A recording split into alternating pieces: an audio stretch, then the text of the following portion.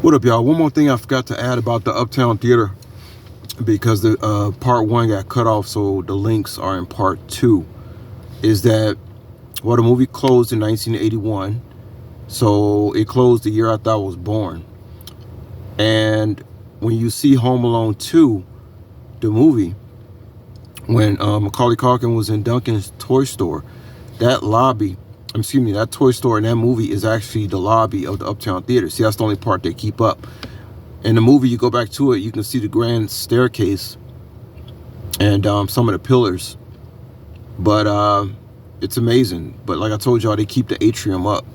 But it's just sad, you know, they keep the atrium up, but they let the rest of the building just rot away. It's just, I don't know, it's just very strange. And the links that y'all see in part two, y'all can see how grand this movie palace really was. It's like, why the hell wouldn't they open something? I mean, and the technology that was there inside this building in 1925 is incredible.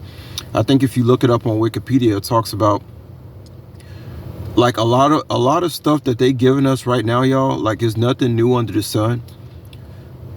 You hear about these theaters that release like vapors in the air, or movie theaters where the seat vibrates or moves and stuff like that.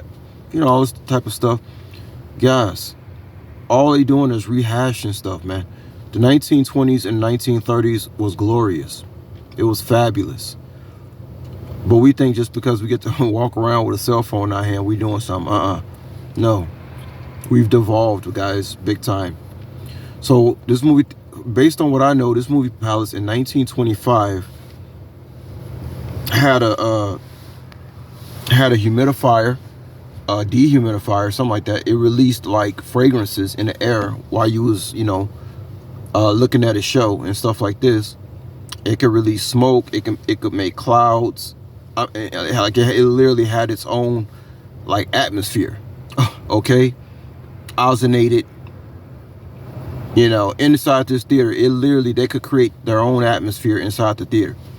And there are many theaters in Chicago. Chicago was a really grand movie theater place. A lot of stuff people don't know about.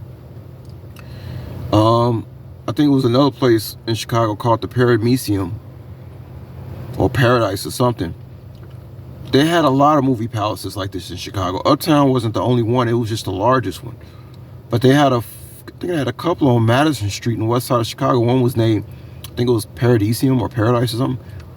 But that one really had the ceiling really looked like clouds. Now, it's a place over here on Irving Park Road, and it's called the Patio. Y'all have to look it up. It's called the Patio in Chicago. This is like one of the small theaters that has the original old theater charm. Like, it has, like, you go in there and you see it look like it's stars and clouds while you watch a movie. And, you know, they're kind of remodeling it, renovating that place. But sometimes they show a movie there every now and then. I remember they showed The Exorcist for Halloween. I was going to go, but, you know, I was like, you know, so used to going by myself for, you know. But I went to the Patio before back in the day. I'm surprised it's still open, that they still show movies there every now and then. But the Patio Theater, that's one of the, they have one of the original themes. That's like one of the last remaining theaters that's actually open, that you can walk inside and you can see what it used to be like in the 1920s and 30s. They ain't giving us jack shit.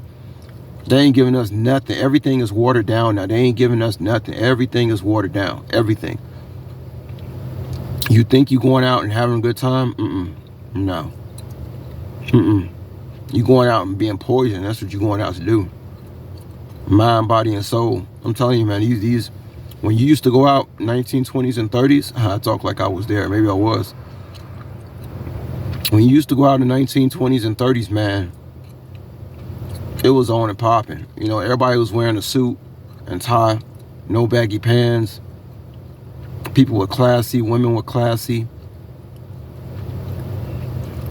You know, that's about all I want to say about that, y'all. But yeah, I just want to tell y'all about that, you know, that being Duncan's Toy Store, the lobby of the Uptown Theater. And I think I'm going to attach to this video when I was in front of Home Alone 2 house over here in Winnetka in Chicago. Y'all notice I got to keep rehashing this because there are people all over, you know, I got all kind of new subscribers. And people, you know, don't know a lot of stuff about the history of Chicago. I want to visit the museums, because I haven't been like 25 years. I have not been to the museums in Chicago. And I also want to visit a place called the Chicago Historical Society. See, this is the stuff that's fun to do. You know, and some people say, "Oh man, you can't have drinks at the museum." I think you can. Or it's right across the street. But no, I gotta get to these museums, and I want to get to the Chicago Historical Society. Museum of Science and Industry, that was my favorite place. I mean, I can't wait to see what that place actually looked like after 25 years. You know, you're talking about, do they still have some of the exhibits? Because I remember they used to have an airplane up in there. They used to have like a real naval ship. I remember it was a part of the museum where it literally felt like you was back in 1930 Chicago. Had the brick stone streets and all that. It's incredible, man. It's incredible. Chicago history is incredible. That's the stuff I'm really into. I'm very proud of the city, as y'all can tell, that I was born in, you know. One of the goddesses, she said, never underestimate where you was born at, because it means a lot. I often tell y'all about how foreigners come over here and how when you leave your home, you kind of lose spiritual power. You might even lose physical power.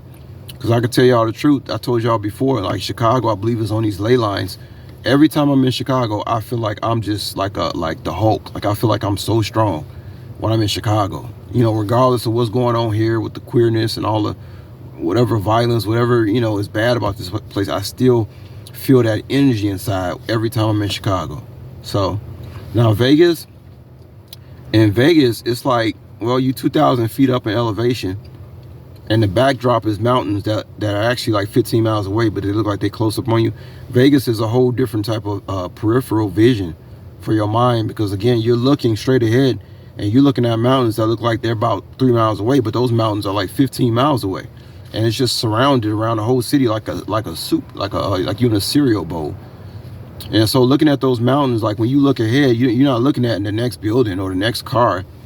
Like New York, as far as you're gonna see is across the street, the building in your face. Nah, in Vegas, you're looking, every time you look forward, you're looking 15. You understand what that does to your psyche? When you just looking straight ahead, you walking down the street and you just looking straight ahead and you just see a backdrop of mountains. It does something to your psyche. And by the way, guys, I want to tell y'all a funny story, kind of scary. It was an incident, you know, talking about that guy again, downtown Chicago, that witnessed some really strange looking things. I had a strange incident in Las Vegas one time. One hot sunny day, it had to be around 1:00 p.m., right? Everybody's out walking. And I'm walking down the street and I pass up what appeared to be a woman, but this woman had horns coming out of her head. Guys, I kid you not. I looked, and guys, it wasn't Halloween. It was no costume parties that I knew of that was going on in the city. Okay, this woman had horns coming out of her head, guys. Now, first, you know, if your mind tries to make up for stuff that it can't understand, I was like, maybe she got some kind of birth defect. No, this woman had real horns, guys, coming out of her head. And now to this day, I think back, I wonder what the hell did I really see, because some of the goddesses have been telling some of the chosen ones lately that we be seeing things that not even really part of this reality, especially lately. As we go into 5D consciousness, we start to see people that might not even be on this third dimension that other people can see. And that could be part of the reason why we isolated, because God's showing us stuff that just blow people's minds. And if you try to talk to people about this stuff, they going to say, 3D folks are all going to say, oh, you crazy, you know what I mean? Yeah. Meanwhile, they watching all kind of stuff like this on the movies. Oh, yeah, I'm done with 3D. I'm done with these 3D folks, y'all. But anyway, yeah, this woman had horns coming out. I'll never forget it. And to this day, I wonder, what the hell did I really see? And she just walking down the street all casual, and you could tell it, like if it was a costume, no, it wasn't a costume, and it was literally like a part of her skin, her forehead. It was horns, guys, horns, okay? Anyway, I just want to tell y'all that. And man, talk to y'all later. Peace.